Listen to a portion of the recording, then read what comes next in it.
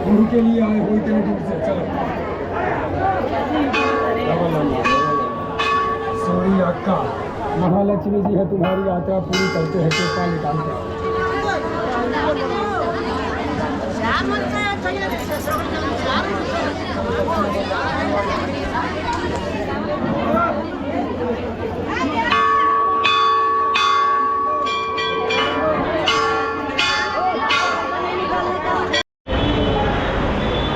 तर इथं एक अतिशय महत्त्वाची गोष्ट लक्षात आली की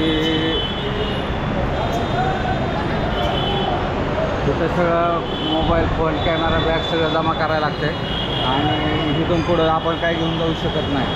हे दुर्गा माताचं मंदिर आहे आणि हे जरा चांगलं मालदार वाटतं आहे। आणि मागाचं ते होतं कवडी माता, तर त्याची अवस्था तुम्ही पाहिलीच आहे। दोन्हीच्या फरकाचा तुम्ही अभ्यास करू शकता। हा फरक काय आहे, कसा आहे, त्याच्या मागं कारणं काय आहेत, परंपरा काय आहेत, ह्याचा गोष्टीचा जर विचार केला तर सगळा गेम नावाचाच आहे असं तुमच्या लक्षात येईल।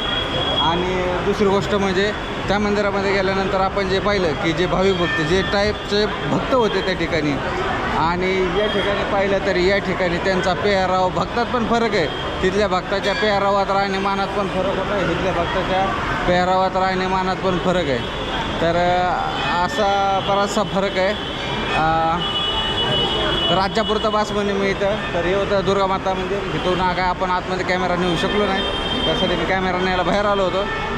इथलं आपलं दर्शन झालं आहे, फक्त आता मम्मी पप्पा बाहेर आले की रिक्षात जाऊन बसायचं। तर मी आधीच रिक्षात जाऊन बसतो, ते आले म्हणजे लगेच पुढं जाता येईल।